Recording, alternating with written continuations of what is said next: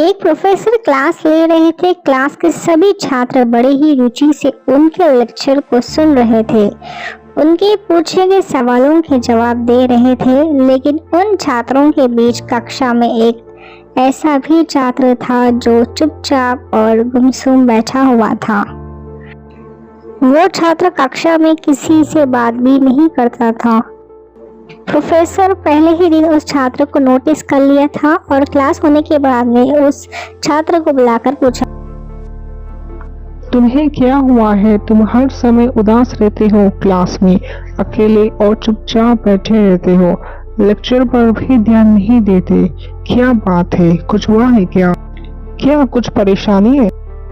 हिचकिचाते हुए स्टूडेंट ने कहा, सर वो मेरे अतीत में कुछ ऐसा हुआ है जिसकी वजह से मैं परेशान रहता हूँ। मेरा मन कहीं नहीं लगता है और मैं अपने दिमाग से नहीं निकाल पा रहा हूँ। और सर, मैं ये भी नहीं समझ पा रहा हूँ कि मुझे क्या करना है, क्या नहीं करना है, इसलिए हमेशा गुमसुम सा हो जाता हूँ। बस इतनी सी बात। एक काम करो, आज शाम आप मेरे घर आ जाओ, हम डिस्कशन करेंगे इस बारे में, ठीक है? शाम होते ही छात्र प्रोफेसर के घर चले जाते हैं।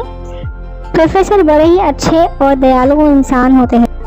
प्रोफेसर ने उस छात्र को अंदर बुलाकर बिठाया और बोला, अरे बेटा, तुम यहाँ बैठो, मैं किचन में होकर आता हूँ।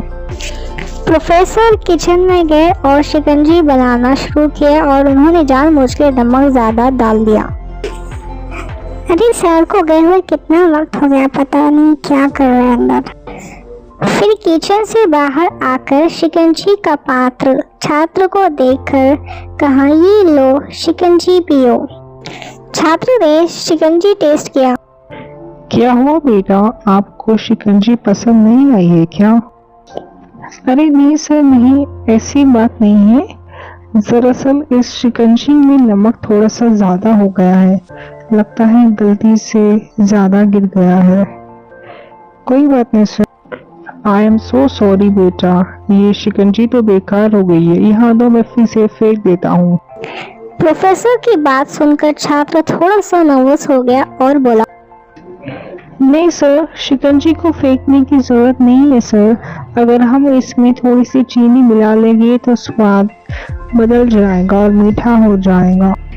ये सुनकर प्रोफेसर गंभीर हो गए और बोले, सही कहा है तुमने।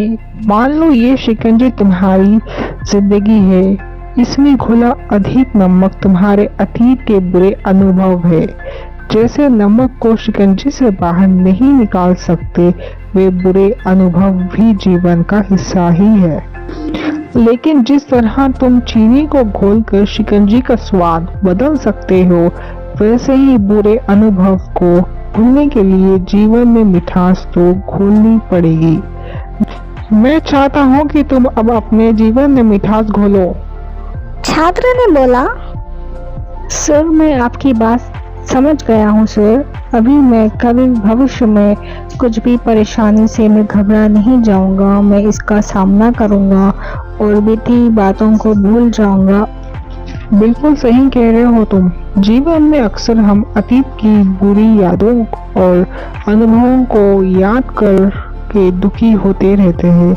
इस तरह हम अपने वर्तमान पर ध्यान नहीं दे पाते और कहीं ना कहीं अपना भविष्य बिगड़ लेते हैं। जो हो चुका है उसे सुधारा नहीं जा सकता, लेकिन कम से कम उसे भुलाया तो जा सकता है और उन्हें भुलाने के लिए नई मीठी यादें आज बनानी होगी।